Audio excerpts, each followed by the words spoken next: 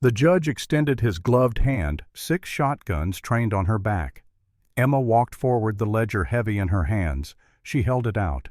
His smile widened. "Smart girl. You always did know your place." Emma's fingers touched his glove. Her voice came clear and cold. "My place is standing over your grave." She dropped.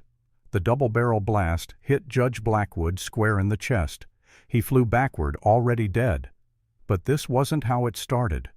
3 months earlier, a terrified woman stepped off a train in Wyoming. She wasn't running from the law. She was running from something far worse, and she was about to discover that sometimes the only way to survive is to stop running and start fighting. The fire crackled in the stone pit, casting dancing shadows across the porch of the Colorado ranch house. Caleb Hartwell sat in his weathered rocking chair, a man of 70 winters, his beard more silver than black, now his hands bearing the scars of a lifetime lived hard. The night air carried the smell of pine and coming snow. Across from him, his grandson James perched on the porch rail, 15 years old and restless with youth. The boy wore a troubled expression, one that Caleb recognized. It was the look of a man about to walk into darkness, uncertain if he would return. James broke the silence. "Grandpa, were you ever really afraid?"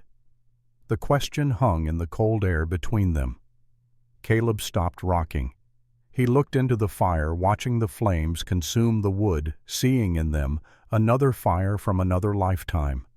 His hand moved unconsciously to his left shoulder, where beneath his shirt an old scar still ached when storms approached. "Once," Caleb said finally. His voice carried the weight of decades. "December of 1884, the night I met your grandmother." James shifted on the rail. "You mean when Grandma Emma arrived by train in Laramie?" A smile touched Caleb's weathered face, but there was no humor in it. "That wasn't the night I met her boy. That was the night she lied to me." The young man's eyes widened. In all his 15 years, he had never heard this story. His grandmother Emma was a woman of quiet strength, beloved in the valley, known for her kindness and her iron will. The thought of her lying seemed impossible. Caleb stood slowly, his joints protesting. He walked into the house, his boots heavy on the wooden floor. When he returned, he carried an old wooden box, its surface smooth from years of handling. He set it on the small table between them and opened the lid. Inside lay 3 objects: a spent bullet misshapen from impact, a piece of torn fabric brown with dried blood, and a letter yellowed with age, sealed with red wax. "This is how it really started," Caleb said. He picked up the bullet, held it to the firelight. The metal gleamed dully. "This piece of lead nearly ended everything before it began. Nearly took your grandmother from the world before she became your grandmother, before she became herself." James leaned forward, transfixed. "What happened?" Caleb settled back into his chair. The fire popped, sending a shower of sparks into the night sky. Somewhere in the darkness a coyote called. He closed his eyes and the years fell away like autumn leaves. "It started on a train platform in October. I was 34 years old, alone on a mountain for 7 years, and she stepped off that train looking like a frightened sparrow. But Sparrow's boy can be fiercer than hawks when pushed to the edge." He opened his eyes, looked at his grandson. "Let me tell you about the winter your grandmother stopped running and started fighting." The scene dissolved into memory, into the past, into the truth that had shaped everything that came after. The wind in Laramie didn't just blow, it hunted. It tore through the wooden buildings like a living thing, searching for warmth to steal, for hope to extinguish. On the platform of the train depot, Caleb Hartwell stood with his buffalo hide coat pulled tight, letting that wind tear at him without flinching. He was a man carved from the same granite as the mountains behind him, 6 feet 4 inches of weathered muscle and hard experience. His beard was thick and black, shot through with early gray. His eyes were the color of steel in winter. He pulled out his pocket watch, a gift from Martha engraved with words he could no longer bear to read. The Union Pacific was late. Again. Caleb wasn't a man given to nervousness, but his gloved hand tightened on the porch railing. 7 years. 7 winters alone in that cabin high in the Medicine Bow Range.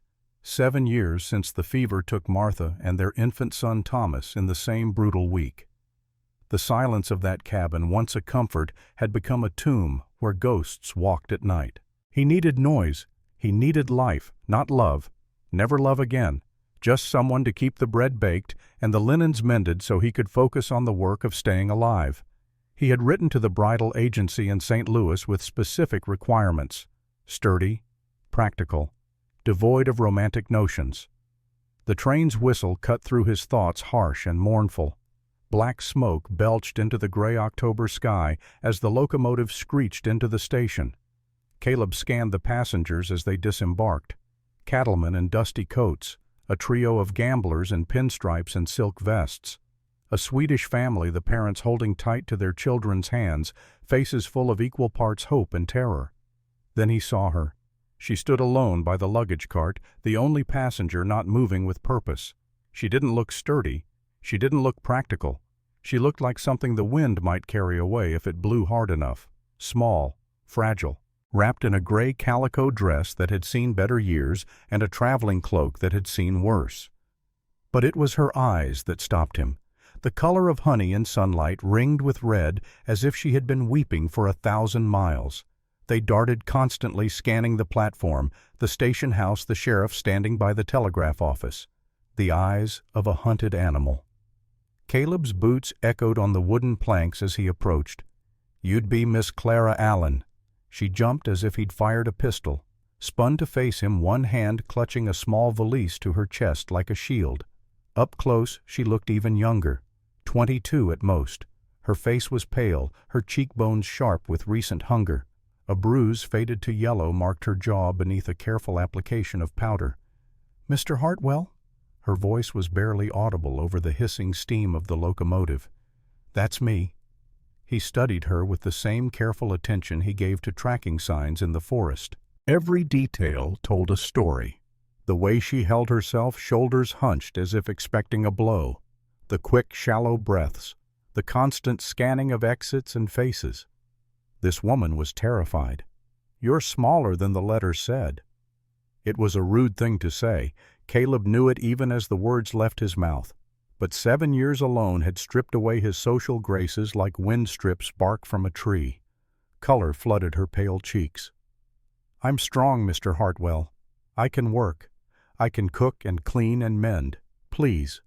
The words came fast, desperate, tumbling over each other. "I'm ready to go. Now. Can we leave now?" She wasn't looking at him. Her gaze fixed on something over his shoulder. Caleb turned. The sheriff, a man named Brennan, stood by the telegraph office watching them. Recognition sparked in Caleb's gut. Brennan was in the pocket of the cattle barons. Everyone knew it. The man had stood by while Jacob's barn burned. "Where's your trunk?" Caleb asked, turning back to the woman. "Just this." She lifted the valise. Caleb narrowed his eyes. A mail-order bride traveling across half the country with nothing but a handbag. That was wrong. All wrong. Brides brought linens, heirlooms, the accumulated possessions of a life left behind. That's it. No trunk, no traveling chest. "I left in a hurry." Her voice dropped to a whisper. "The agency said you had everything I would need." She took a step toward him, and now there was something new in those honey-colored eyes. Desperation so raw it made Caleb's chest tighten. "Please, Mr. Hartwell, can we leave now before—" She caught herself, bit her lip. "Before the snow starts?" Caleb felt that old instinct prickle at the base of his neck. The same instinct that had kept him alive through 6 Sioux raids and a winter trapped by an avalanche. The same instinct that whispered warnings when a cougar stalked him through the high timber. Something was wrong with this woman. Dead wrong. But the contract was signed, the fee paid to the agency. $50 that represented 3 months of pelts. And looking at her thin shoulders shivering in the cutting wind, looking at that bruise half hidden by powder, Caleb knew one thing with absolute certainty. He couldn't leave her on this platform. "Wagon's out back," he said, reaching for her valise. She jerked it away, held it tighter. The bag was heavier than clothes should be. Much heavier. Caleb noticed but said nothing. "I can carry it," she said. "Suit yourself. Let's go before the weather turns." He led her around the station to where Thunder and Ash stood hitched to his supply wagon. The two gray geldings stamped their feet, eager to be moving. Caleb helped her onto the bench seat. Her hand in his was ice cold despite her gloves. As they pulled away from Laramie, Caleb risked one glance back. Sheriff Brennan stood on the platform watching them leave. The man touched his hat brim, a gesture that might have been courtesy but felt like a threat. The woman who called herself Clara Allen didn't look back once. The road from Laramie to Caleb's homestead was not a road so much as a suggestion carved by wagon wheels and stubbornness. 6 hours of climbing into the Medicine Bow Range following a track that would be impassable in another month when the deep snows came. The wagon rattled over frozen ruts, each jolt making the woman wince. For the first 2 hours, neither spoke. Caleb focused on the horses, on reading the sky, on watching for signs of early storm. The woman sat beside him, wrapped in a buffalo robe he'd tossed across her lap, her back rigid, not touching the seat, her eyes fixed on the horizon behind them, always behind them. Caleb counted 5 times she turned to look back down the mountain. 5 times her breath caught, as if she expected to see pursuit cresting the ridge. "You running from the law, girl?" The question hung in the thin mountain air. She flinched as if he'd struck her. "No, no, sir." "You keep looking back. Ain't nothing back there but prairie and distance. I've never seen mountains this big." She was lying. It was a bad lie delivered with the conviction of someone who had never learned to lie well. Caleb had played poker in Deadwood with Wild Bill Hickok before the man took a bullet to the back of the head. He knew a tell when he saw one. This woman was clenching her jaw so hard a muscle jumped in her cheek. He decided to push to test. "We get a lot of snow up here. Come December we'll be snowed in solid. 4 months sometimes without seeing another soul. No doctors, no sheriffs, no lawmen at all. Just you, me, and the trees." He watched her carefully. Most city women balked at that description. They imagined the isolation as a prison, the silence as a torment. Clara Allen relaxed. Her shoulders dropped an inch. Her grip on that mysterious valise loosened slightly. She took a deep breath of the pine-scented air. "Good," she whispered, so quiet he almost missed it. "That sounds safe?" "Not lonely. Not frightening. Safe." Caleb chewed the inside of his cheek. He knew that word knew its weight. Safe meant protection from something specific. Safe meant hiding. Safe from what? She turned to him then, and for just a moment he saw behind the fear. Saw intelligence. Saw calculation. Saw something hard as winter ice. From disappointment, Mr. Hartwell. From failing at yet another thing. Another lie, but this one better crafted. Caleb let it sit. He clicked his tongue, urged Thunder and Ash forward at a steady pace. The sun tracked across the sky, weak and watery. The temperature dropped as they climbed. At 7,000 feet, frost sparkled on the rocks beside the trail. At 8,000, patches of old snow appeared in the shadows. The mountains rose around them, vast and ancient, indifferent to human suffering. Caleb risked another question. "What's in the bag, Clara?" She pulled the valise onto her lap, wrapped her arms around it like a mother protecting a child. "My Bible and my mother's sewing kit." Heavy Bible. A pause. Then with a ghost of humor that surprised him, she said, "It's a family edition. Lot of sins to atone for."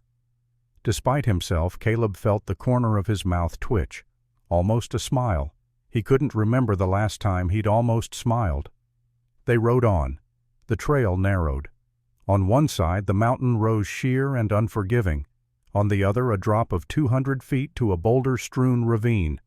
Thunder and Ash were mountain-bred, sure-footed, but Caleb felt the woman tense beside him at every switchback. "You afraid of heights?" "No, sir." "Then what's got you so wound up?" She didn't answer. Instead, her eyes found something on the trail ahead. A small cabin abandoned, its roof caved in from some long-ago winter, just a shell of logs and shattered dreams. And something changed in her face. Not fear this time. Something else. Memory. Pain so deep it had carved channels in her soul. Caleb saw it happen. Saw her eyes go distant. Saw her breath quicken. saw her hand move to her wrist, fingers rubbing at something hidden beneath her sleeve. And he knew with the certainty of a man who had seen violence up close that this woman wore scars. The moment passed. She blinked, came back to herself. Caleb said nothing, but he filed the observation away, added it to the growing list of things that didn't add up about Clara Allen. The sun touched the peaks behind them, painting the world in shades of violet and deep blue. Shadows pooled in the valleys like spilled ink. And then around a final bend, his cabin came into view. It sat in a small clearing ringed by lodgepole pines, solid, built to withstand an avalanche, and had twice. Smoke curled from the stone chimney where he'd banked the fire before leaving that morning. The windows were shuttered against the cold. A creek half frozen sang its way past the eastern wall. To Caleb it was just shelter. To Clara, standing up in the wagon to see it better, it was apparently something more. "It's beautiful," she breathed, and for the first time since he'd seen her on that platform, the fear in her eyes dimmed, replaced by something profound, relief so intense it was almost physical. She sagged slightly as if strings had been cut. "How far is the next cabin?" she asked. 12 miles north. Old Jack Morrison's place. He's there winters." "And south?" "Nothing for 20 miles, then a mining camp, but it'll be closed for the season soon." She nodded slowly, taking this in. "So we're alone here." "Yes, ma'am. Alone as two people can be." She closed her eyes. A single tear tracked down her cheek. "Thank God." Caleb helped her down from the wagon. She stood in the clearing, breathing deeply of the thin mountain air. At this elevation, 10,000 feet, every breath burned cold in the lungs. But she didn't seem to mind. She turned in a slow circle, taking in the dark forest, the steep slopes, the narrow trail that was the only way in or out. Most women would see a prison. She saw sanctuary. Inside, the warmth hit them immediately. The banked fire had kept the main room comfortable. Caleb lit kerosene lamps, casting long shadows against the log walls. The cabin was simple but solid. One large room serving as kitchen, dining, and living area. A bedroom partitioned off with a heavy curtain. A loft above for storage.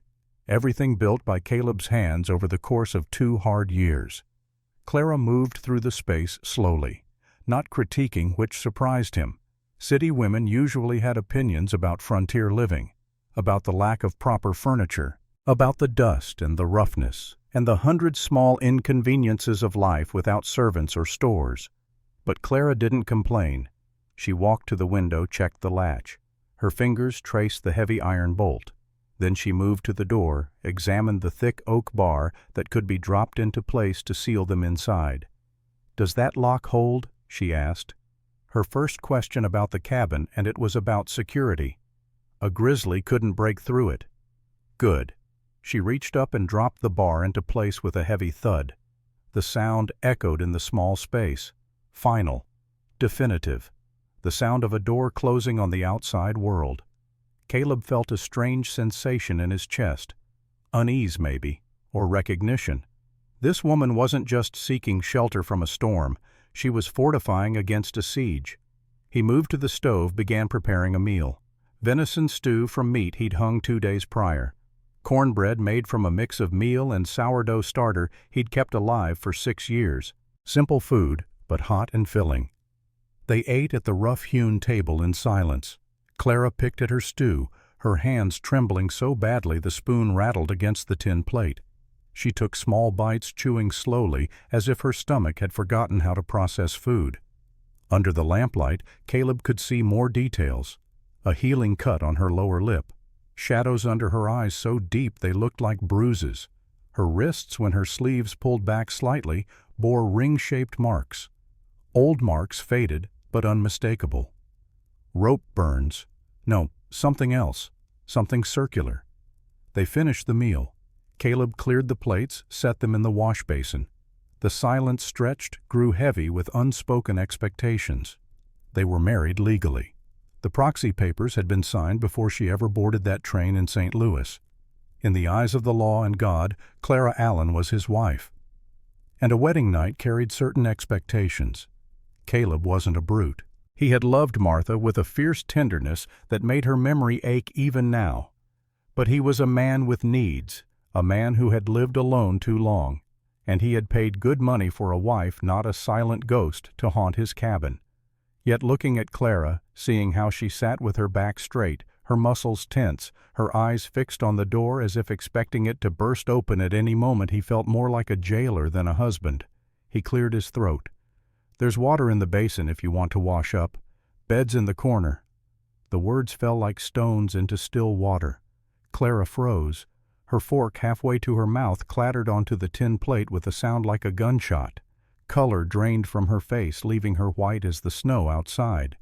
Her breathing went shallow and quick. For a long moment she didn't move, didn't speak, just stared at the plate in front of her as if it held all the answers to questions she couldn't ask. Then so quietly he almost missed it. She said, "Mr. Hartwell? Caleb?" She looked up, met his eyes. "I need to tell you something before we do anything." Caleb leaned back in his chair, crossed his massive arms. "I'm listening." "I can't be a wife to you tonight." The words hung in the air between them. Outside, the wind picked up, moaning around the cabin's corners. The fire crackled. Somewhere in the forest, a wolf howled. Caleb's eyes narrowed. "You sick?" "No." "Monthly trouble?" "No." "Then what is it, Clara?" His voice hardened despite his best intentions. "I paid $50 for a wife. I didn't pay for a roommate." She flinched at his tone but didn't look away, and Caleb saw something shift in her expression. The fear was still there, but underneath it, something else was rising, something hard and bright and desperate. She stood.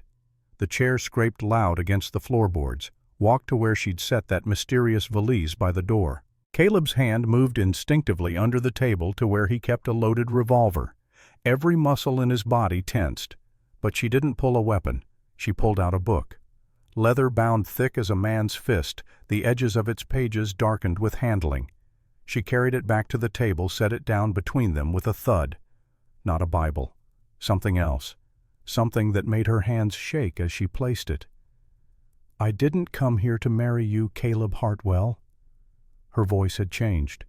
No longer the frightened whisper of the woman on the train platform. Something harder now. Colder. The voice of someone who had looked into darkness and come back changed. "I came here because in 3 territories you're known as the best shot with a Winchester rifle." Caleb stared at her, then at the book, then back at her. "What the hell are you talking about?"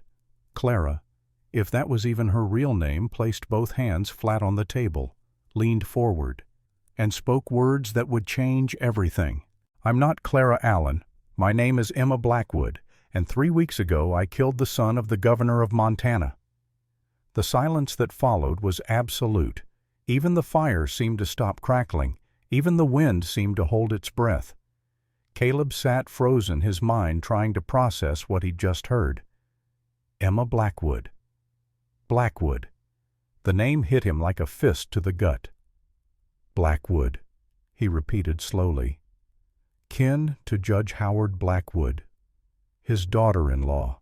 I was married to his son Daniel for 3 years. Caleb stood so fast his chair toppled backward, crashed to the floor. His face went red, then white. His hands clenched into fists. "Howard Blackwood is the man who acquitted the cattle barons that burned my brother's farm. He's a snake in a judge's robe, bought and paid for by every rich bastard from here to Denver." "He's worse than a snake," Emma said, her voice steady now. "He's a monster, and his son was the devil." "You said you killed him." "I did." "When? How?" Emma took a breath. The kind of breath a person takes before diving into cold water, knowing it will shock them but unable to turn back. 3 weeks ago, September 23rd, 11:15 at night. Daniel came home drunk from celebrating a court victory. He'd been drinking whiskey since 3 in the afternoon. Her voice went flat, emotionless. "He liked to drink, Caleb, and when he drank he liked to teach me lessons about being a proper wife." She began unbuttoning the high collar of her dress. "What are you doing?" Caleb asked, his voice rough. "Showing you why I can't be a wife tonight. Showing you why I had to run. Showing you that I'm not lying." She turned her back to him, let the dress slide down to her waist. Beneath it she wore a simple chemise. She lowered that too. Caleb Hartwell had seen things that would turn a lesser man's hair white. He'd seen men torn apart by grizzlies. He'd seen frostbite take fingers and toes. He'd seen the aftermath of Sioux raids. He'd buried his wife and son in the same day and not wept. But what he saw on Emma Blackwood's back made the breath hiss between his teeth. Her back was a map of agony. Old scars, silver and raised, crisscrossed her pale skin like a spider's web. Fresh welts, angry and red, overlaid the old damage. Burns, circular and deliberate. The mark of a belt buckle repeated so many times the pattern had become permanent. Near her spine, a brand of some kind healed, but hideous. It was systematic, methodical. 3 years of torture carved into flesh. "Jesus Christ," Caleb whispered. He reached out a hand stopped inches from her skin. Even his calloused fingertips, roughened by decades of work, seemed too harsh for this damaged canvas. Emma's voice came again, still flat, still emotionless, which somehow made it worse. "Daniel liked to drink every night. When he drank, he liked to remind me of my place. 3 weeks ago he came home early. The judge had ruled in favor of some mining company against a group of farmers. Daniel was celebrating." She pulled the dress back up, buttoned it with fumbling fingers, then turned to face Caleb. "He said it was time for a permanent lesson. One on my face. He came at me with the poker from the fireplace, the iron still hot. I grabbed the skillet from the stove. I swung as hard as I could. I hit him in the temple." Her eyes met Caleb's, and in them he saw something terrible. Not regret, not remorse, just exhaustion.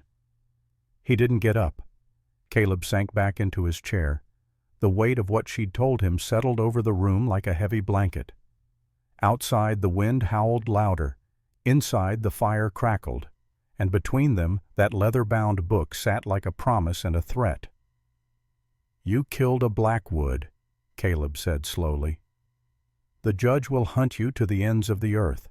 He'll send Pinkertons, bounty hunters, the territorial marshals, every man with a gun and a grudge." "I know," Emma pointed at the book. "That's why I brought that."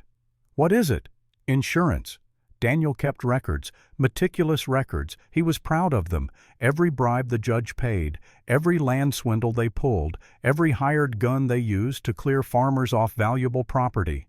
She pushed the book toward him. "Including the men they paid to burn your brother's farm." Caleb felt as if the floor had dropped out from under him. His hand moved to the book, hesitated, then opened it. The pages were filled with neat handwriting. Dates, names, amounts. Page after page of corruption, of theft, of murder dressed up as legal proceedings. He turned to page 42.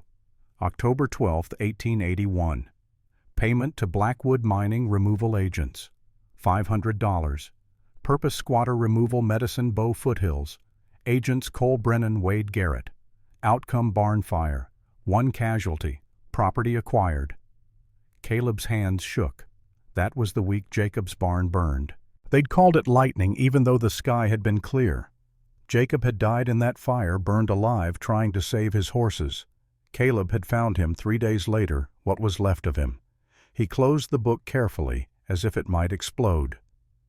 "Why me?" His voice came out hoarse. "Why drag me into this?" Emma's eyes pleaded with him. "I read about you in the Helena Independent. Mountain Man holds off 6 Sioux warriors at Granite Pass. Sole survivor. The article said you were the finest tracker and shot in 3 territories." She swallowed hard.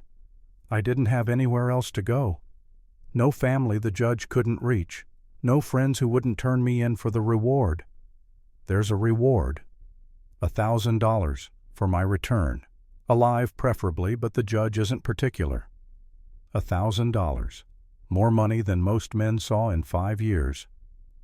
Emma reached into her dress pocket, pulled out a small leather purse, opened it to reveal a stack of bills and gold coins. "I have $300, taken from Daniel's safe the night I killed him. It's yours, all of it. I just need to hide here until spring. Then I can get this ledger to the U.S. Marshal in Denver. Once the federal government has proof killing me becomes pointless. It would only confirm the judge's guilt." Caleb stood, walked to the door, checked the heavy bars she'd dropped into place, then walked to the gun rack above the fireplace, took down his Winchester Model 1873, checked the lever action. The well-oiled metal moved smoothly, each motion as familiar as breathing. He began loading cartridges into the tube, 15 rounds. The sound of each one sliding home was loud in the quiet cabin. Emma watched him, her face pale.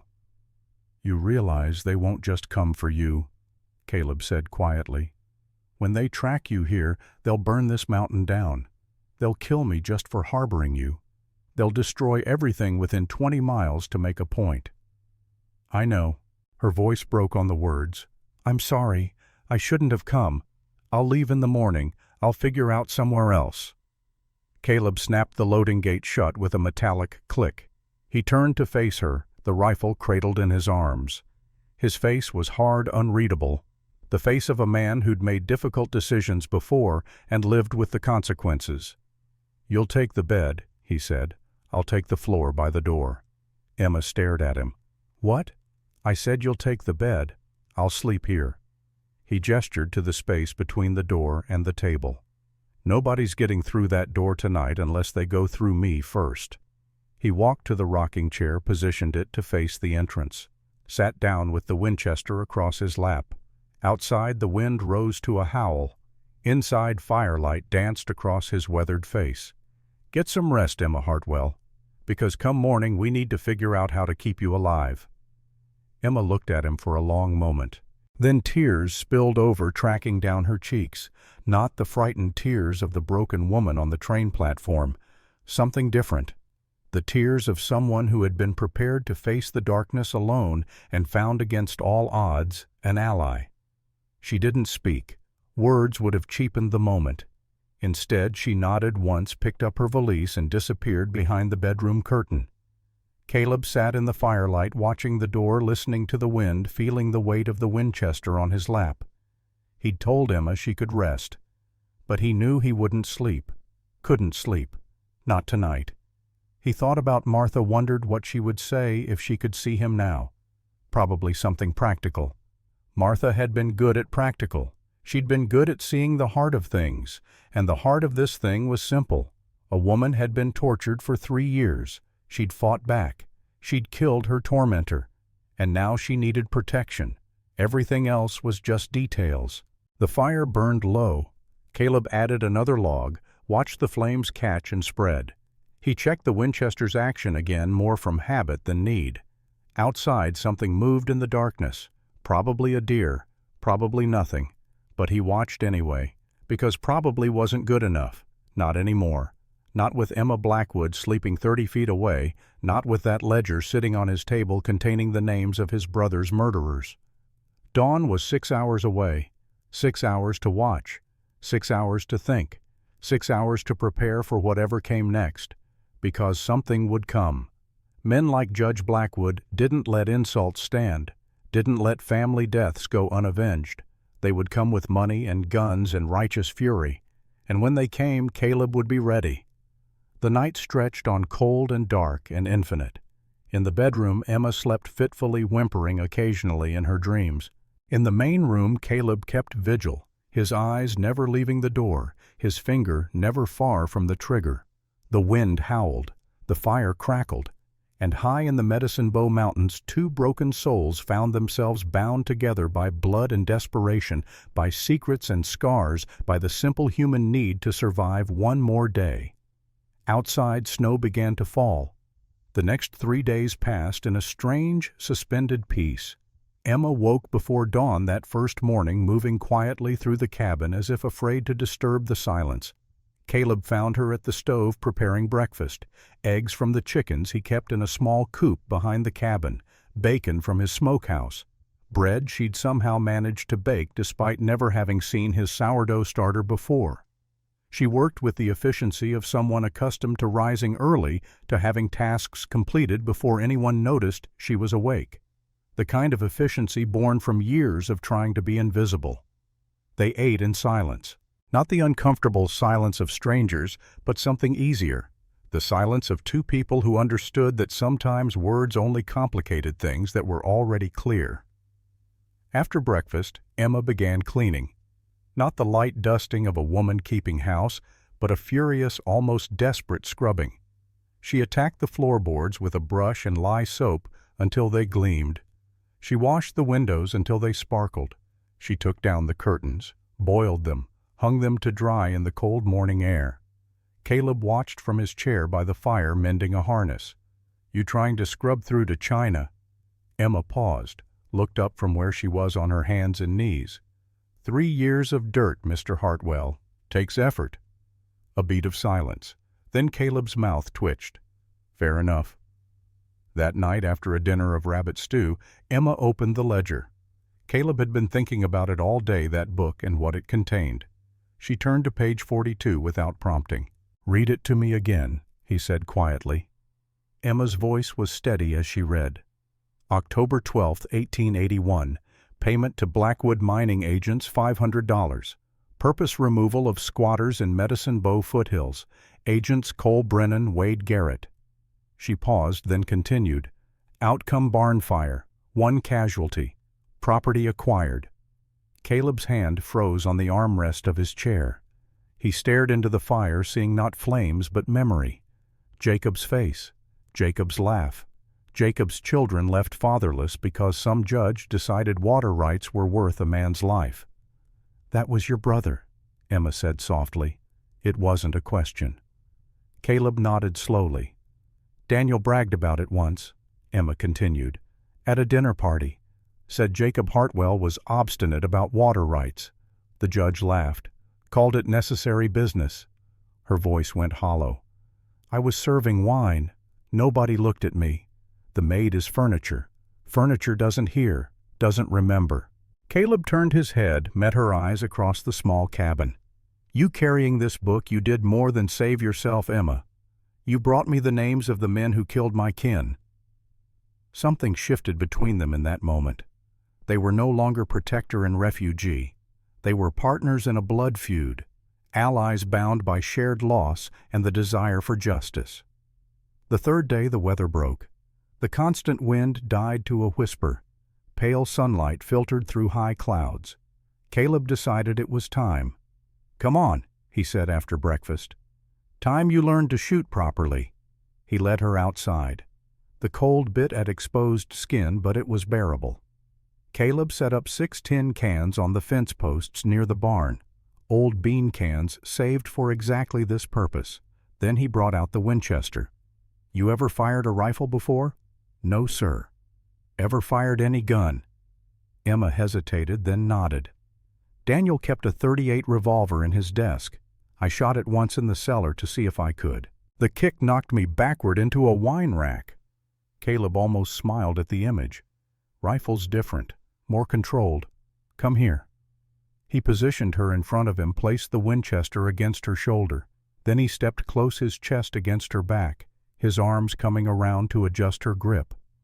Emma went rigid for a moment, and Caleb realized this might be the first time in years a man had touched her without violence. "Easy," he murmured. "I'm just showing you the stance. Breathe." Slowly she relaxed. He could feel her heartbeat rapid at first, then steadying. Could feel the tremor in her hands as they gripped the wooden stock. Left hand here supporting the barrel, right hand on the grip finger outside the trigger guard until you're ready to fire. His voice was low, patient, the voice he'd once used teaching Jacob's oldest boy to fish. Cheek against the stock. Line up the front sight with the rear. Put what you want to hit right there in the middle. He guided her through the motion. Breathe out. Squeeze, don't pull. Let the rifle do the work. The Winchester cracked loud in the mountain stillness. The can jumped spinning into the snow. Emma gasped, lowered the rifle, stared at the fence. "I hit it." "You did. Now do it again." They spent 3 hours in the cold. By the end, Emma's shoulder was bruised from the recoil, her fingers numb despite gloves. But she could hit a silver dollar at 50 yards, and her hands no longer trembled when she picked up the rifle. On the way back to the cabin, Caleb stopped dead. His hand shot up, signaling Emma to freeze. She obeyed instantly, not making a sound. Caleb crouched, brushed away a thin layer of fresh snow near the woodpile. There, pressed into the older snow beneath, was a boot print, faint, nearly filled in by last night's snowfall, but unmistakable to a tracker's eye. Size 12, a distinctive crosshatch pattern on the heel. "What is it?" Emma whispered. Caleb touched the print with his bare hand. The ice was hard, crystalline. This print had been made at least 12 hours ago, maybe more.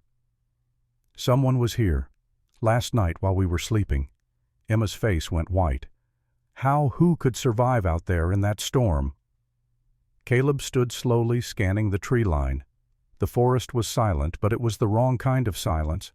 Birds should be calling. Small animals should be rustling through the underbrush. Instead, nothing. The silence of a forest holding its breath. The silence of a forest being watched. "Only one man I know tracks through a blizzard like that," Caleb said, his voice dropping to a deadly calm. "Wade Garrett." The name hung between them like a curse. Emma knew it. Everyone in 3 territories knew Wade Garrett, not a lawman, not a Pinkerton, something worse. A fixer for the cattle barons and mining companies, a man who made problems disappear.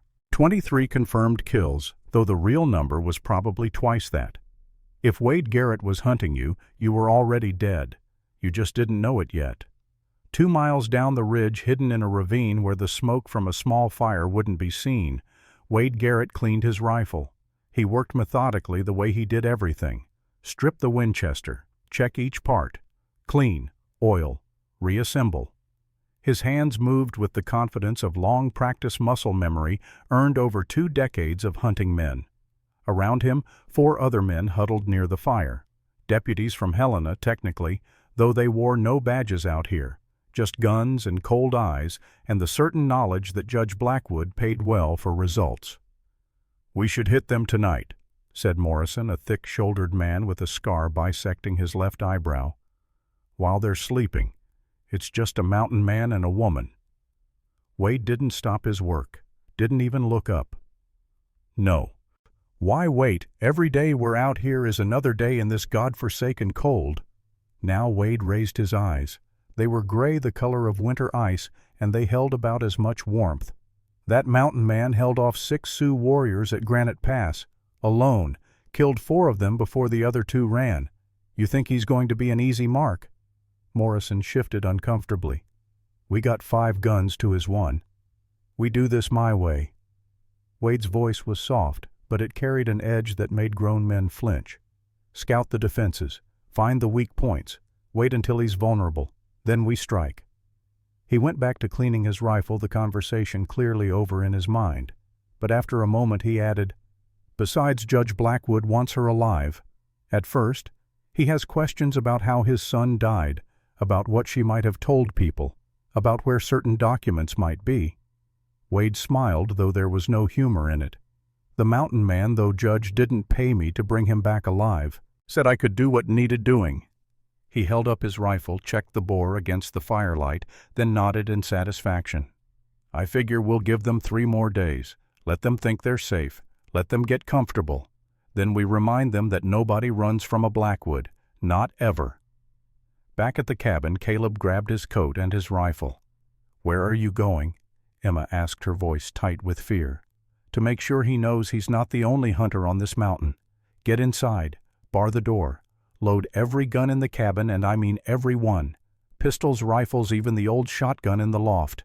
You know how now." "Caleb, you can't go out there alone." He turned to her, and she saw something in his face she hadn't seen before. Not anger, not fear, something colder. The face of a man who had killed before and would do it again without hesitation. "This is my mountain, Emma. Has been for 10 years. I know every tree, every rock, every animal track. Wade Garrett is good, but out here I'm better."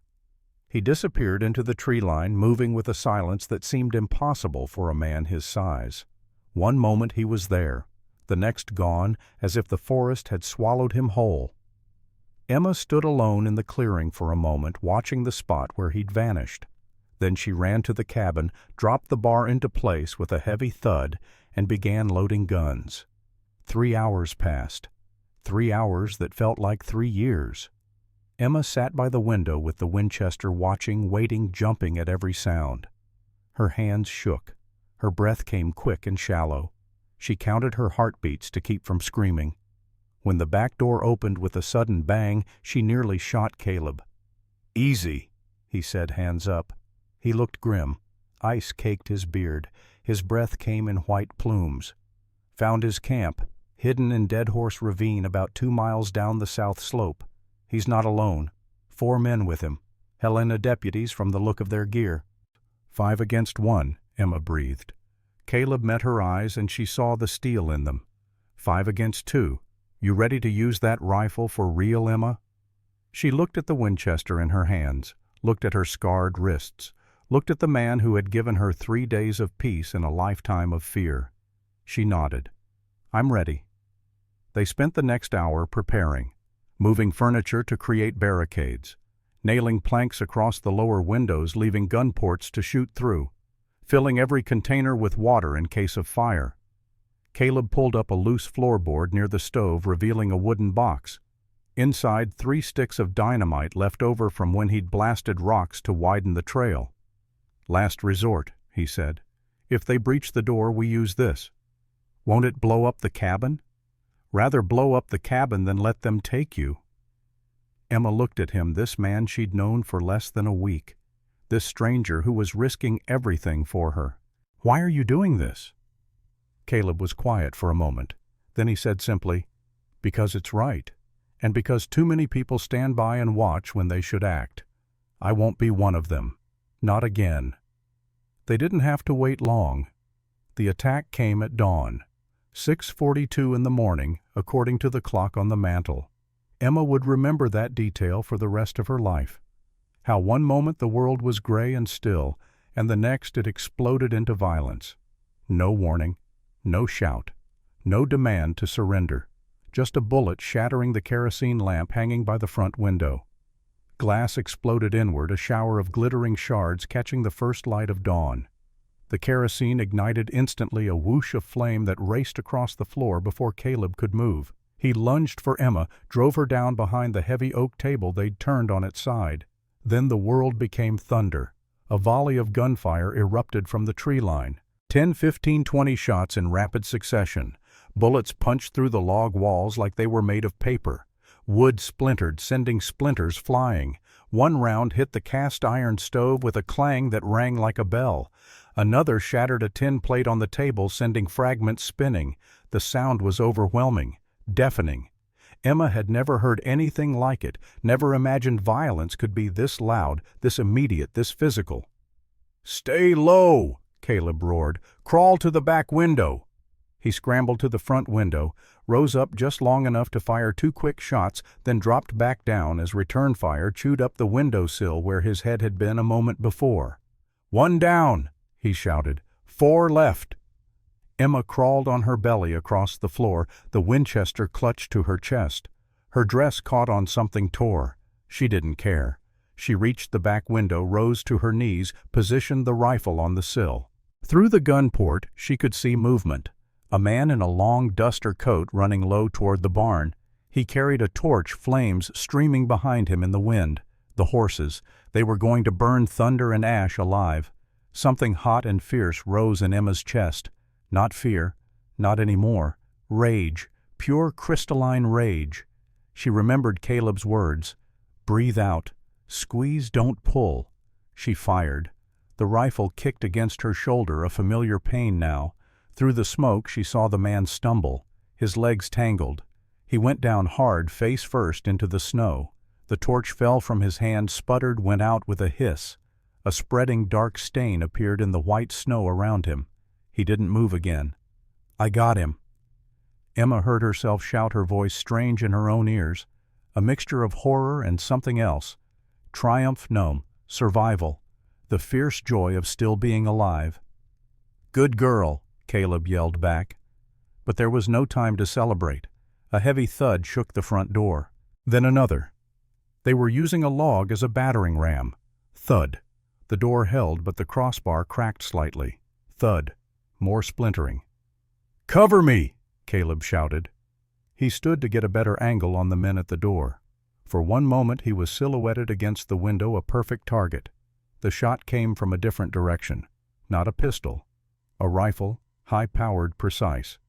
The sound was different, sharper. Caleb spun like a puppet with cut strings.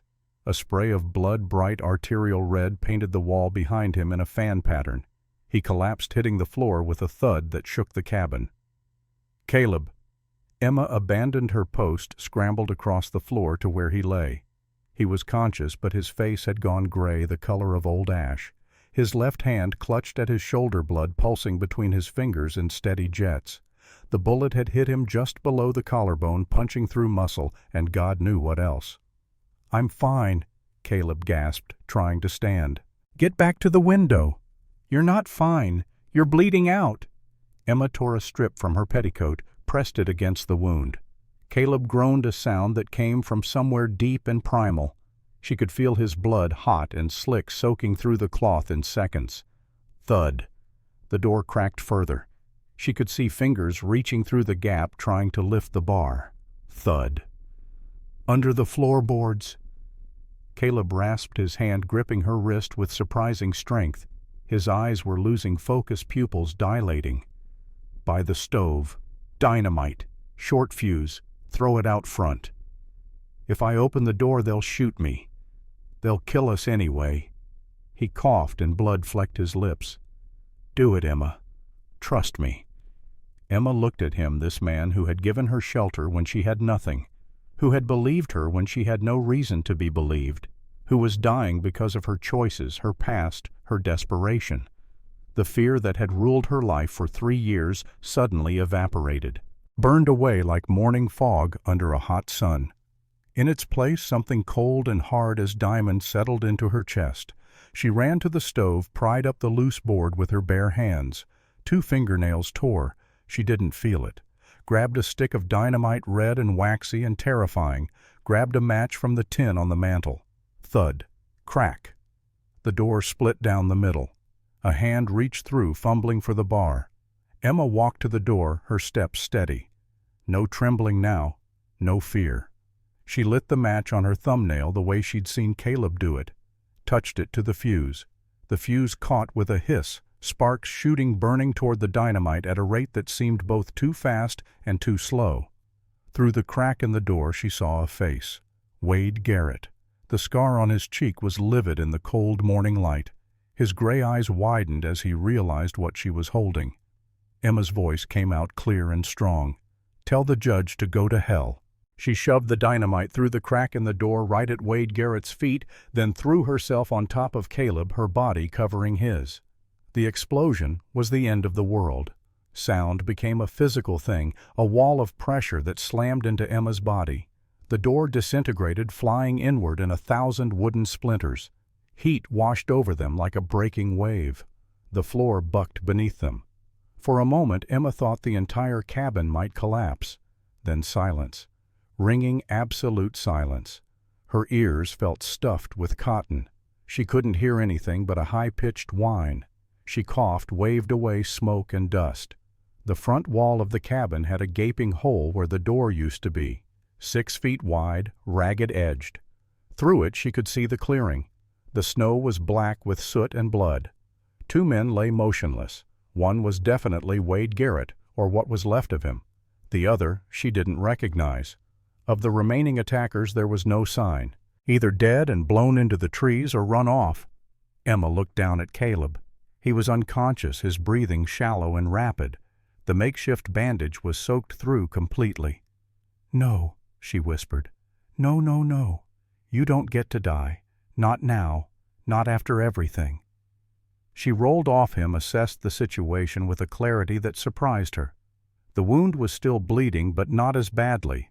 The explosion had probably dropped his blood pressure, slowing the hemorrhage. That was good. That gave her time. Not much time, but enough. Maybe. Emma had never felt more alone in her life. The cabin was half destroyed. The man who'd protected her was dying on the floor.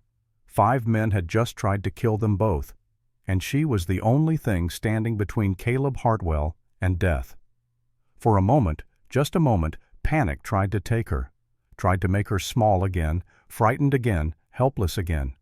Then she heard a voice, not out loud, in her head. Her own voice, but stronger than she'd ever heard it. "He died for you. Don't let him be dead." Emma moved. First she had to get him away from the gaping hole in the wall. The cold was already pouring in, turning the cabin into an icebox. She grabbed Caleb under the arms, dug her heels into the floorboards, and pulled. He was 200 pounds of dead weight. Every muscle in her body screamed. Her back felt like it might snap, but she pulled anyway, inch by agonizing inch, dragging him across the floor until he was near the stove in the warmth. Then she had to stop the bleeding. She tore away his shirt, exposing the wound. The bullet hole was a puckered, ugly thing just below his left collarbone. She pressed her fingers gently around it, feeling for the exit wound. Nothing. The bullet was still in there, lodged somewhere inside, probably against bone. Emma sat back on her heels, fighting down a wave of nausea. She'd never done surgery, never even seen surgery, except once through a window when the town doctor had removed her neighbor's appendix. But she'd read her father's medical texts as a girl, had memorized passages about field treatment and emergency procedures back when she'd dreamed of being useful, of helping people. She remembered the basics. Stop the bleeding, remove the foreign object, close the wound, prevent infection. Simple. Impossible. Necessary. She stripped off her petticoat, tore it into wide strips, packed them against the wound, then used her full body weight to apply pressure. Caleb moaned, but didn't wake. His eyelids fluttered. His lips moved, forming silent words. Martha, the baby, the creek's rising. He was delirious. That was bad. That meant shock blood loss, probably early hypothermia from the cold now flooding the cabin. Emma looked at the hole in the wall. If she didn't seal it, Caleb would freeze to death before he bled out. She wedged the door and the stove. The cabin's heavy oak dining table overturned to block the lower half of the opening. Dragged the mattress from the bedroom, stuffed it into the upper gap. It wasn't airtight, but it cut the wind. By the time she finished, her arms felt like rubber. But there was no time to rest. She went to her valise, still sitting where she'd left it that first night. Inside, beneath her few clothes, was the small sewing kit. Emma pulled out the scissors, fine and sharp, meant for embroidery, the tweezers silver-plated for pulling threads, her mother's tools meant for delicate work. She poured whiskey over them from Caleb's bottle. Then, with hands that wanted to shake, but she wouldn't allow to shake, she poured whiskey into the wound. Caleb's back arched. A scream tore from his throat, raw and animal. His eyes snapped open, unseeing, glazed with agony. "I'm sorry," Emma whispered. "I'm so sorry, but I have to do this." She waited for him to pass out again. Then she began. The next hour was a nightmare Emma would never fully remember. Her conscious mind retreated, leaving only instinct and desperate determination. She used the scissors to widen the wound slightly, probing gently for the bullet. Blood welled up warm and slick. She wiped it away, probed deeper.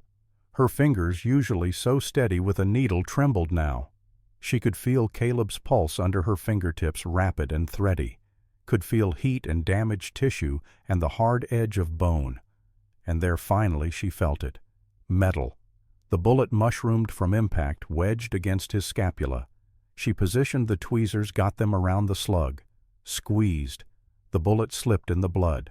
No, no, no, no. She wiped her hands on her dress, tried again. This time she gripped harder, pulling slowly, steadily. The bullet resisted, caught on something. She pulled harder. With a wet sucking sound, it came free. Emma held it up to the light. A .45 caliber slug, deformed beyond recognition. This tiny piece of lead had nearly ended everything. She dropped it into a tin cup with a ping, then turned her attention to closing the wound. Using the silk thread from her sewing kit thread, meant for a wedding dress she would never wear. Emma stitched Caleb's torn flesh back together. 17 stitches, each one small and precise and soaked with her tears. When she was done, she bandaged the wound with clean cloth, then collapsed beside him, exhausted beyond anything she'd ever known. But she couldn't rest. Not yet. The fever. The fever came that night and stayed for 5 days. Caleb burned with it. His temperature climbed to dangerous levels. He thrashed and moaned, crying out names Emma didn't know, reliving battles she hadn't seen. Sometimes he spoke clearly lucid for moments, asking for water or where he was. Other times he was lost in delirium, fighting invisible enemies, reaching for things that weren't there. Emma didn't leave his side. She sat beside him hour after hour, changing the cool cloths on his forehead every 10 minutes. She kept count. 432 times in the first 3 days. She dripped water into his mouth with a spoon drop by patient drop, making sure he didn't choke. She changed his bandages twice a day, checking for signs of infection. The wound looked angry and swollen, but it wasn't weeping pus. That was good. That meant she'd done something right. At night, sitting in the firelight while Caleb's fevered dreams made him whimper, Emma held his hand. She traced the calluses on his palms, the old scars on his knuckles. The hands of a man who had worked hard his entire life, the hands of a man who had killed to protect her without hesitation. "I'm here," she whispered to him over and over. "I'm not going anywhere. Don't leave me, Caleb. Please don't leave me." She thought about her wedding day 3 years ago, how young she'd been, how naive. She'd worn a dress that cost $200 imported from New York, white lace and silk. She'd felt like a princess in a fairy tale. Daniel had been so handsome in his suit, his blue eyes bright with what she'd thought was love.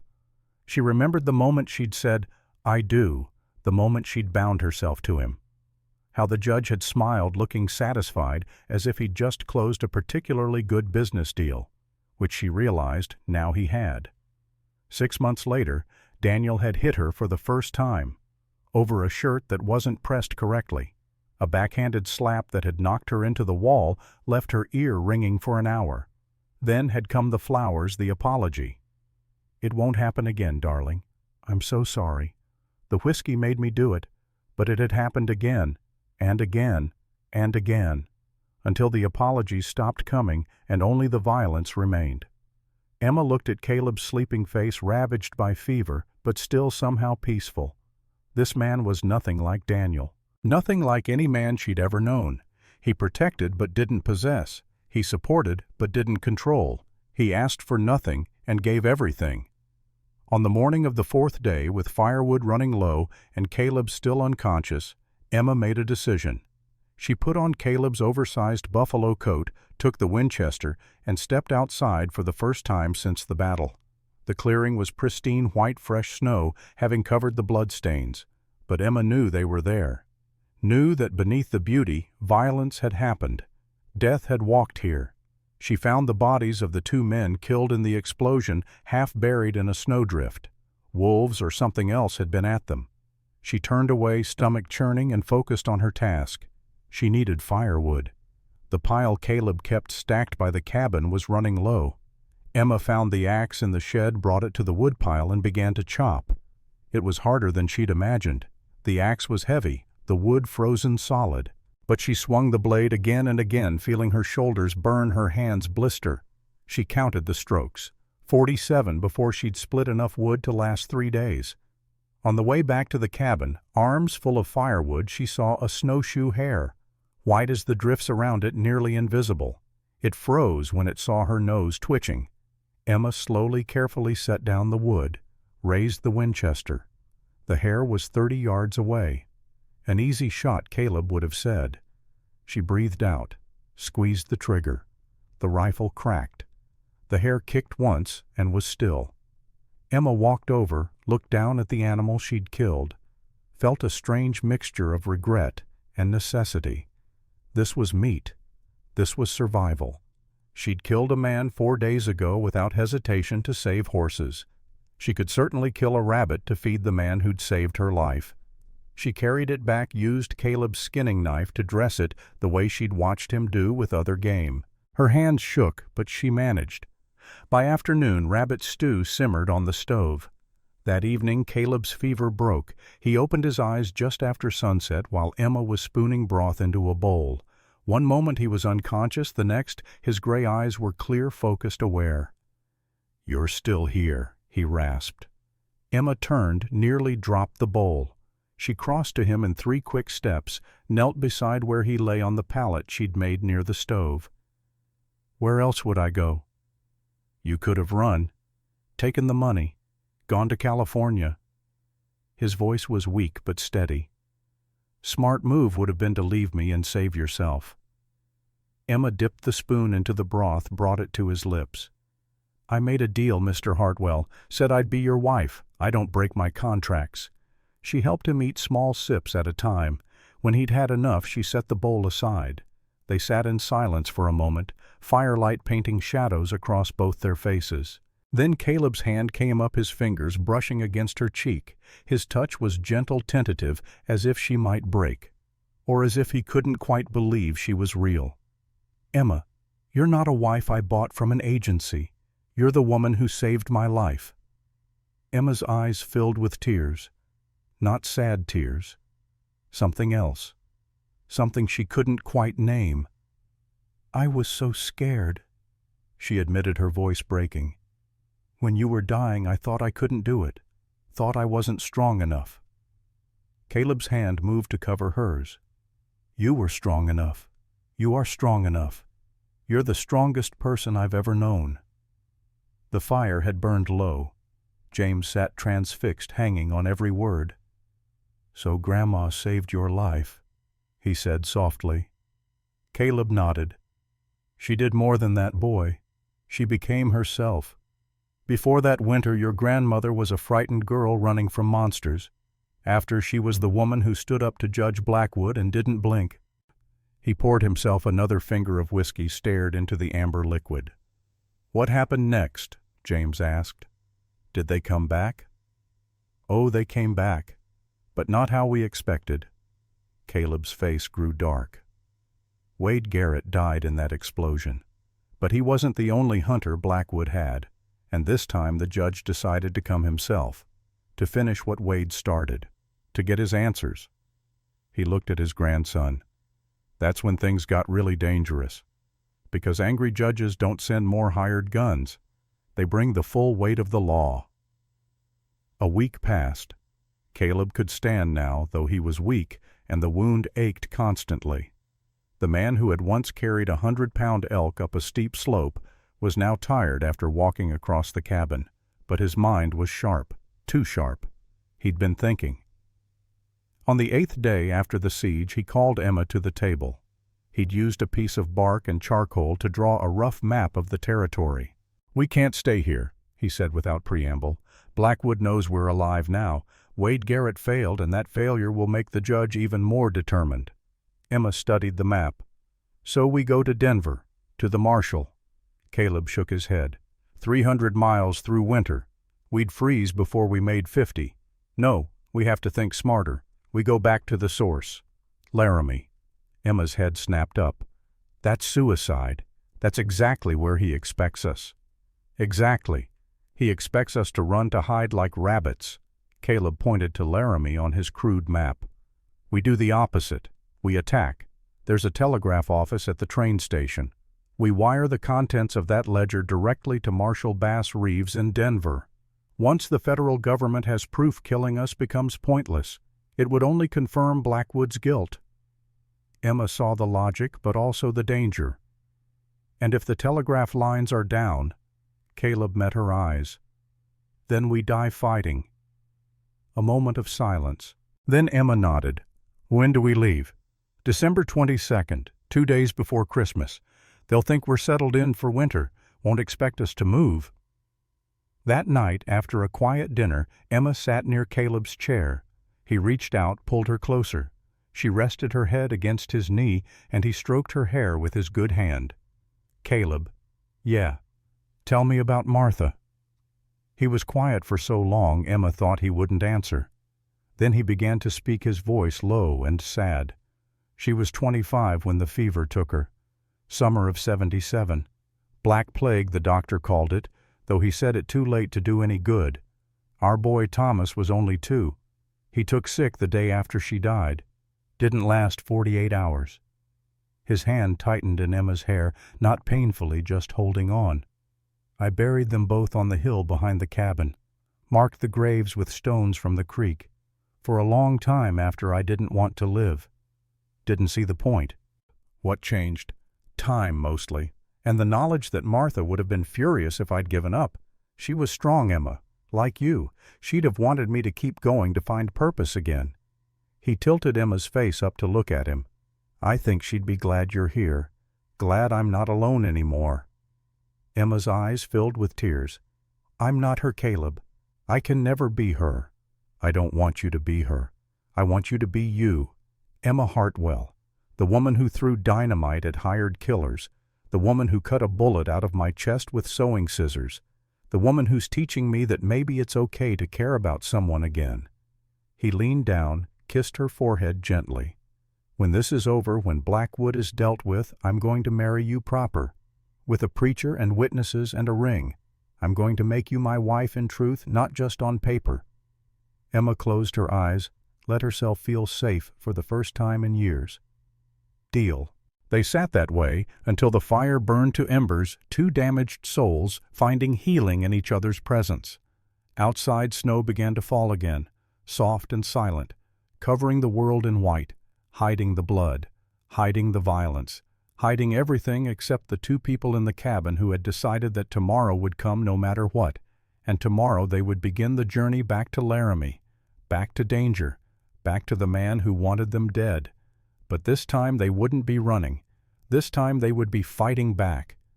They left 2 days before Christmas when the world was still dark and the stars burned cold and bright overhead.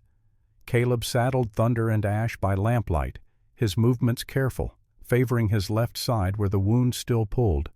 Emma packed light, dried venison, ammunition, the ledger wrapped in oiled cloth and tied with leather cord, and Daniel's .38 revolver loaded tucked into the pocket of her coat. The temperature stood at 15 degrees below zero. Their breath crystallized instantly in the air. The horses stamped and snorted vapor rising from their nostrils like dragon smoke. Once we start down, there's no turning back, Caleb said, checking the cinch on Thunder's saddle. The trail's too narrow to turn around in most places.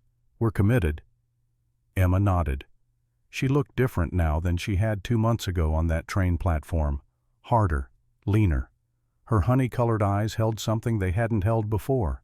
Certainty. Let's go. They rode out as dawn broke pale and cold over the Medicine Bow Range. Behind them the cabin stood dark and empty. Ahead the trail dropped away into shadow. The descent was hell, not the dramatic hell of gunfire and explosions, but the slow grinding hell of endurance. The trail was ice in places, snow packed hard as stone in others. The horses picked their way down with agonizing care, their shoes ringing on exposed rock, slipping on hidden ice. The wind came up the mountain to meet them. Not a breeze, but a physical force trying to tear them from their saddles.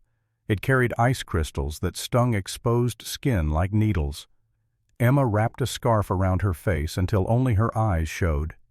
Even so, her cheeks went numb within an hour. They didn't speak, couldn't speak. The wind stole words before they could form.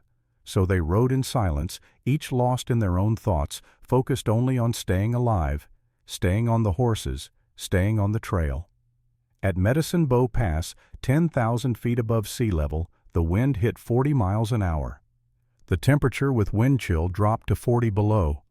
Emma couldn't feel her feet anymore, couldn't feel her hands despite thick gloves. The cold was a living thing, a predator patient and relentless. Caleb turned in his saddle, checked on her. His beard was white with frost. His eyes were the only warm thing in a world of ice. He pointed down, then forward. Keep going. No choice but to keep going. They descended through the afternoon. The trail wound back and forth across the mountain's face, sometimes so narrow that Emma's left leg brushed the rock wall while her right hung over a 200-foot drop. She didn't look down, just focused on the space between Thunder's ears on Caleb's back, ahead of her, on the next breath and the next step. As darkness fell, they reached a small hollow sheltered by an overhanging rock. Caleb signaled to stop. They dismounted, legs so cold and stiff they could barely stand. Caleb dug a snow cave into a drift just big enough for both of them. They unsaddled the horses, covered them with blankets, then crawled into their shelter. The buffalo robe Emma wrapped around them both was the only thing between them and death. They huddled together, sharing body heat, shivering so violently their teeth rattled. Emma pressed against Caleb's chest. His arms came around her, holding her close. Not romantic, not passionate, just survival in its purest form. "Caleb," she whispered against his coat, "I'm scared." "Me too." "Do you think we'll make it?" His arms tightened around her. "We've made it this far, and I'd rather die with you in this snow than live without you in that cabin." In the darkness, Emma turned her face up to his, found his lips with hers.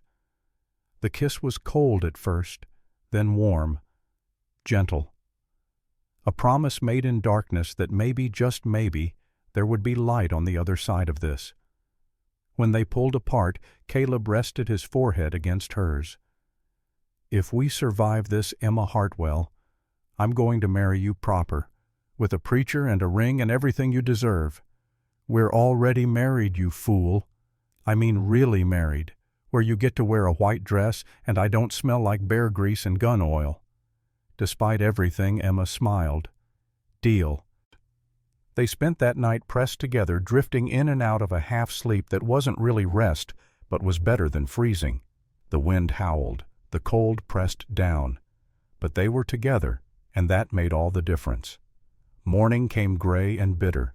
They emerged from their snow cave like survivors of a shipwreck, cramped and frozen, but alive. The horses had survived 2 standing with their backs to the wind, ice crusted on their manes. They rode on. By midday of the second day, they saw Laramie. The town spread across the plain below them, smoke rising from 100 chimneys. Even from 2 miles away, they could hear church bells. Christmas Eve. The world was celebrating while they prepared for war. The contrast was obscene. Down there, families gathered around fires. Children played in the snow.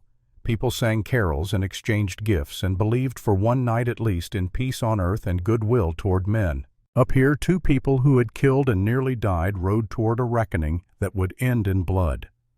They approached the town as darkness fell, sticking to the alleys behind Main Street.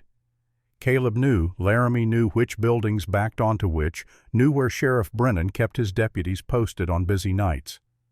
"Brennan's in Blackwood's pocket," Caleb reminded Emma as they dismounted in the shadows behind the livery stable. "We see any badge we run." They left the horses with old Jack Morrison, who ran the stable and owed Caleb a favor from years back. Jack's eyes widened when he saw the hard edge in their faces, the way they moved like hunted things. "Don't want to know," Jack said, taking Thunder's reins. "But I'll keep them ready. You need to leave fast, you whistle. I'll have them saddled." "Obliged," Caleb said. They moved through the alleys on foot. The sounds of Christmas washed over them, laughter from saloons, singing from the church at the end of Main Street, children's voices calling to each other in some game involving snow and joy. Emma felt each sound like a knife. How could the world be so normal when hers was ending? How could people laugh and sing when she was walking toward possible death? But she kept moving, one foot in front of the other, the weight of the revolver in her pocket, the weight of the ledger in Caleb's coat, the weight of everything they'd survived pressing them forward. The train station sat at the far end of town, a large wooden structure painted yellow, now gray in the fading light. Through the frosted windows they could see a single figure inside. A young man barely out of boyhood slumped at the telegraph desk. "That's Ben Carter," Caleb whispered. "Jack's nephew. Good kid. Won't give us trouble if we don't give him reason." They slipped inside. The warmth hit them immediately, almost painful after the cold. The stove in the corner radiated heat. Ben jerked awake at the sound of the door knocking his spectacles askew. "We're closed, folks. Christmas Eve. Come back tomorrow and I'll send whatever you need." His voice died as Caleb stepped into the lamplight. Ben Carter had heard the stories. Everyone in Laramie had heard about the mountain man who'd held off 6 Sioux warriors at Granite Pass, but stories and reality were different things. Caleb Hartwell in the flesh was terrifying, over 6 feet of weathered muscle and hard eyes. His beard was still crusted with ice. His buffalo coat was stained with old blood. He moved with the certainty of a man who had killed before and would do it again. "Oh God," Ben whispered. Caleb walked to the door, turned the lock. The bolt sliding home sounded very loud in the small space. "I need you to open the telegraph line, Ben." "I can't." "The storm brought down the wires. I can't send anything." Caleb crossed the room in 3 strides. He didn't draw a weapon, didn't need to. He simply leaned over the counter, and Ben Carter nearly fell backward off his stool. "I can hear the battery hum, son. The line is live. Now you can sit down and help us, or I can tie you up and do it myself. Your choice." Ben's eyes darted to the wall behind him. Emma followed his gaze. There, tacked prominently next to the train schedule, was a poster. "Wanted dead or alive. Caleb, Mountain Man, Hartwell. $1,000. Reward murder, kidnapping, arson, by order of Judge Howard Blackwood." Below it a crude sketch that looked enough like Caleb to be recognizable, and below that a description of Emma. Female accomplice, 22 years old, brown hair, honey-colored eyes, armed and dangerous. Emma stepped forward into the light. Ben's eyes widened further. "I'm not kidnapped," she said quietly. "I'm here by choice, and we're not murderers, but we will become them if you don't help us." She pulled the ledger from inside her coat, set it on the counter with a heavy thud. "This book contains proof that Judge Blackwood is the real criminal. Bribery, fraud, murder, all documented in his own son's handwriting. We need to wire the contents to Marshal Bass Reeves in Denver. Once the federal government has this information, they'll come for Blackwood, not us." Ben stared at the book, at Emma, at Caleb. The mathematics of the situation were simple. Help them and possibly face charges later. Don't help them and possibly die now. He sat down at the telegraph key. "What do you want me to send?" Emma opened the ledger to page 52. The pages fell open easily. She'd been here before, had marked it with a torn strip of fabric. "Start here. Send everything on this page, word for word, to Marshal Bass Reeves, Denver Federal Building. Mark it urgent." Ben's fingers found the key, started tapping. Click, clack, click, clack. The sound was rhythmic, almost hypnotic. Emma stood behind him, reading over his shoulder, making sure he transmitted accurately. Caleb positioned himself by the window, watching the street. The church service was ending. People poured out of the building, bundled in coats and scarves, calling Merry Christmas to each other. "Faster," Caleb said quietly. "I'm going as fast as I can," Ben protested. "These codes are complicated." Click, clack, click, clack. Emma turned the page. Then another. 3 pages transmitted, 4, 5. Then the clicking stopped. Not slowed. Stopped. Complete silence. "Why did you stop?" Emma demanded. Ben's face had gone white. "I didn't. The circuit just cut.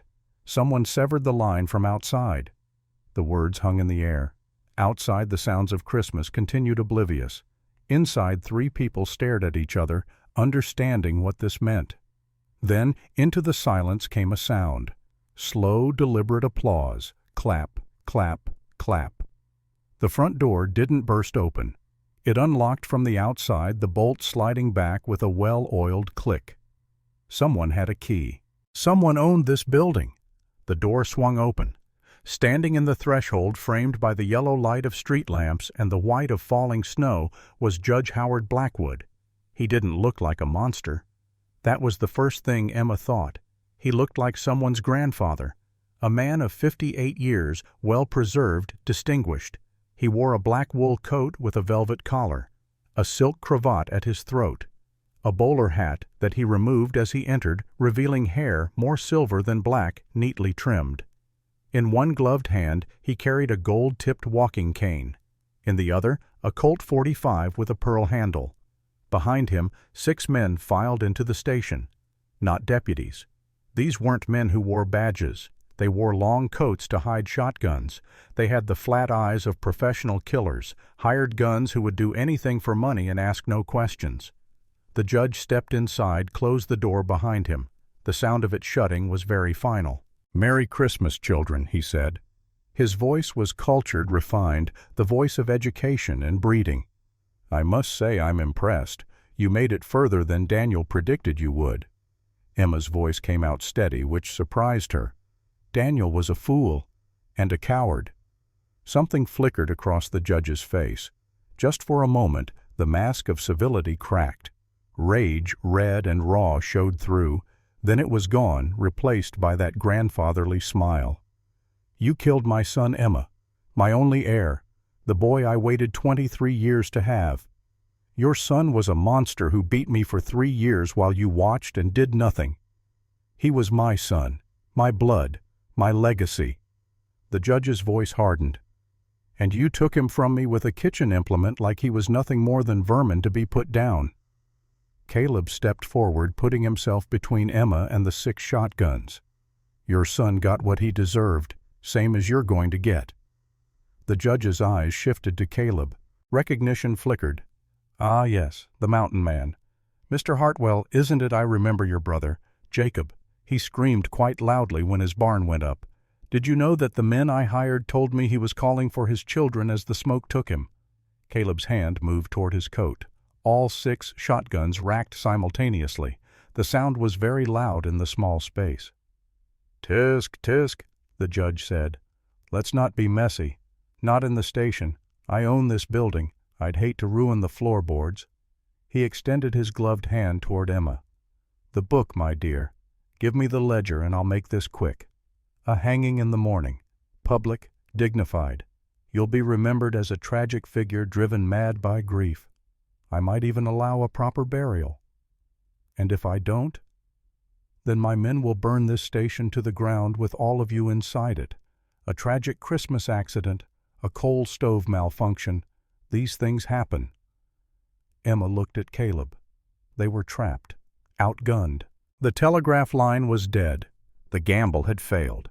After everything they'd survived, everything they'd endured, it was ending here in a train station on Christmas Eve. Caleb's shoulders sagged. His voice, when he spoke, was defeated. "Give it to him, Emma." She stared at him. "What?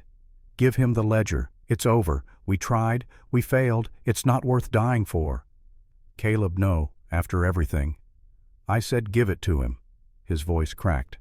"I won't watch you burn. Won't watch them hurt you. Just give him what he wants." Emma looked at him for a long moment, looked into those steel-gray eyes, and saw something there, just a flicker, a slight shift of weight to his back foot, a tension in his jaw that wasn't defeat, but preparation. She understood. Emma picked up the ledger. It felt heavy in her hands. All those names, all that proof, all those lives destroyed documented in neat columns of ink. She walked slowly toward the judge. "You win," she whispered. She held the book out. The judge's smile widened. He lowered his pistol slightly, reaching with his free hand to take his prize. "Smart girl. You always did know your place in the end." Emma's fingers touched his glove, and she spoke, her voice clear and cold. "My place is standing over your grave." She dropped, not fell, dropped, threw herself flat on the dusty floor, yanking the ledger down with her. In the split second that the judge's eyes followed her movement, in the split second that 6 pairs of hired gun eyes tracked downward, the air in the station disintegrated. Caleb didn't reach for the Colt at his hip. He reached inside his coat, found the loop of rope he'd tied there 3 days ago. The sawed-off 10-gauge shotgun he'd carried hidden against his ribs since they left the cabin. He pulled. The weapon came up. Both hammers were already cocked. He fired. The sound was apocalyptic. The double-barreled blast, both barrels at once, hit Judge Howard Blackwood square in the chest from 6 feet away. The impact lifted the old man off his feet, threw him backward into his hired guns like a rag doll caught in a tornado. He didn't scream, didn't have time. One moment he was standing. The next he was flying already dead blood, and worse, spraying in a wide arc. Chaos erupted. The hired guns, blinded by smoke, and the sudden loss of their employer, fired wildly. Buckshot shredded the ticket booth. The wall behind the counter exploded in a shower of splinters. Ben Carter screamed, dropped under his desk, covered his head with his hands. Caleb was already moving. He threw the empty shotgun aside, drew his Colt, and fired 3 times in rapid succession. 2 of the hired guns went down, one clutching his throat, the other his chest. The remaining four scrambled for cover behind the passenger benches. Return fire chased Caleb as he dove behind the heavy oak counter. Bullets chewed through wood, sending splinters flying. "Emma, back door, go!" She scrambled on hands and knees across the floor, the ledger clutched to her chest. Caleb provided covering fire, popping up long enough to shoot, then dropping back down as the hired guns returned fire. Emma reached the back door, threw the bolt, yanked it open. Cold air rushed in. She tumbled out onto the loading platform just as Caleb ran after her, firing blind behind him. They hit the platform at a dead run. Gunfire followed them, bullets chipping wood. One round passed so close to Emma's head she felt the displacement of air. Then she heard it. A train whistle, long and mournful. A freight train was pulling out of the yard, heading south toward Cheyenne and eventually Denver. It was already moving, picking up speed, the heavy steel wheels grinding sparks from the rails. "The train!" Emma shouted. They ran. Behind them, the three surviving hired guns burst through the back door, raising their weapons. Ahead, the train continued to accelerate. The gap between them and escape was closing. Emma reached the last boxcar first. She grabbed the iron ladder with both hands. The cold metal burned her palms even through gloves. She pulled herself up, feet scrambling for the bottom rung. Behind her, Caleb was falling behind. His hand clutched his left side. The wound had torn open from the exertion. Blood soaked through his coat. His face was gray with pain. "Emma!" he shouted. "Go! Don't wait! No!" She hooked one leg through the brake wheel on the car's deck, leaned out over the gap between the train and the platform. "Grab my hand!" Caleb lunged. His fingers caught the bottom rung of the ladder. The train was moving faster now, pulling him along. His boots dragged on the gravel ballast. He tried to pull himself up, but his strength was failing. The wound, the cold, the blood loss. It was too much. His grip started to slip. "No!" Emma screamed. She leaned further out, reaching down with both hands. "Caleb, take my hand." Their eyes met. In his, she saw resignation. In hers, he saw absolute refusal to accept his death. He swung his free hand up. Their fingers locked. Emma pulled with everything she had, every ounce of strength in her small frame. She felt something in her shoulder tear, didn't care, pulled harder. Caleb's boot found the bottom rung. He heaved himself up with a roar of agony, swinging his leg onto the deck. Together they collapsed onto the metal grating, gasping hearts, pounding lungs, burning. The train picked up speed. Clack, clack, clack. The rhythm became steady, comforting. The lights of Laramie faded behind them, swallowed by distance and falling snow. They lay there for a long moment, too exhausted to move. Then Caleb started to laugh. It began as a wheeze grew into something deeper. He laughed like a man who had just survived the impossible. "We lost the book," he gasped between laughs. "It's on the station floor." Emma sat up slowly. Her whole body hurt. She reached into her coat, pulled out a sheaf of papers. 47 pages folded, crumpled, but intact. "I tore out the pages." Caleb stared at her. "What?" "While Ben was typing the header information, I was tearing, page by page, every record that mattered, the bribes, the murders, the land swindles, all of it." She held up the papers, letting him see. "This is what we sent over the wire before it cut. This is what Marshal Reeves received." "So what did the judge die for?" Emma's smile was cold and satisfied. "A list of grocery expenses from 1882, and a recipe for cornbread, and the leather binding." Caleb lay back, staring up at the dark sky. Snow was falling, landing on his face, melting on his skin. Then he reached up, pulled Emma down, and kissed her. Hard, fierce. The kiss of two people who had walked through fire and come out the other side. When they pulled apart, he whispered against her lips, "Emma Hartwell, remind me never to play poker with you." "Deal." She rested her head on his chest, listening to his heartbeat. Strong, steady, alive. The train carried them south into darkness, toward Denver, toward justice, toward a future neither had dared imagine 2 months ago. The fire had burned down to embers. James sat on the porch rail, unable to move, unable to speak. The story had grabbed him and wouldn't let go. "So you got the information to the marshal," he said finally. Caleb nodded. Bass Reeves launched a federal investigation within a week. They arrested 14 men, including Sheriff Brennan, cleaned up corruption in 3 territories. The Blackwood Empire collapsed. Everything the judge had built came down because his son kept meticulous records and Emma was brave enough to use them. "And you two? What happened to you?" "We never went back to Wyoming. Too many ghosts, too much blood. We came here instead, bought this land with the money Emma had taken from Daniel's safe, built this ranch, started over." James looked at his grandfather, really looked at him, saw the scars, the limp he tried to hide, the way his left shoulder sat slightly lower than his right from that old wound. "Were you scared when you went to Laramie?" "Terrified, every step of the way. But fear is good, James. Fear keeps you alive. It's what you do despite the fear that defines you." Caleb stood joints protesting. He walked into the house, returned with the old wooden box. From it he pulled a Winchester rifle, Emma's rifle, the one he'd taught her to shoot with all those years ago. "This was your grandmother's. I want you to have it, for when you go to war." James took the rifle reverently. "Remember what I taught you. Breathe out. Squeeze, don't pull. And remember that the people worth fighting for are worth surviving for." Behind them, the door opened. Emma stepped out onto the porch. 58 years old now, her hair silver, but her honey-colored eyes still bright and fierce.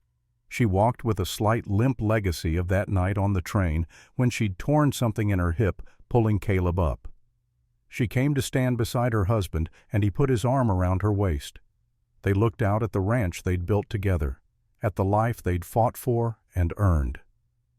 "You told him the story," Emma said, "not a question. He needed to hear it, before he goes."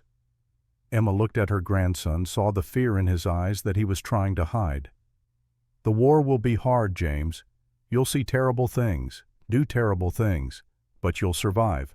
You're a Hartwell. We survive." The sound of hooves on the long drive made Caleb look up from the porch. He was 75 now, his beard fully white, his body worn but still strong. Beside him, Emma sat in her rocking chair, a quilt across her lap. A rider crested the hill, young, wearing a military uniform, though the war had been over for years. He rode well confidently. As he drew closer, Caleb's old eyes recognized him. James. The young man dismounted in the yard. He looked different, harder, older than 21 had any right to look. A scar ran down his left cheek, but his eyes were clear alive. Caleb stood, walked down the steps. Emma followed. They met their grandson in the yard and wrapped him in their arms. "You made it back," Caleb said, his voice thick. "I did. Your lessons kept me alive, Grandpa. Breathe out. Squeeze, don't pull." "I'm glad." James pulled back, reached into his coat, and pulled out a photograph. A young woman with dark hair and eyes that sparkled with intelligence and courage. "Her name is Marie. I met her in France. She's strong, like Grandma." Emma took the photograph, studied it, smiled. "Then you chose well. I want to bring her here, if that's all right, make a life on the ranch, raise a family." Caleb and Emma looked at each other. A whole conversation passed between them in that glance. All the years, all the struggles, all the love they'd built from ashes and blood. "This land is for family," Caleb said. "Family we're born to, family we choose, family we fight for. Bring her home, James." That evening, 3 generations of Hartwells stood on the porch watching the sun set over the Colorado Valley. Gold light painted the mountains. Cattle grazed in the distance.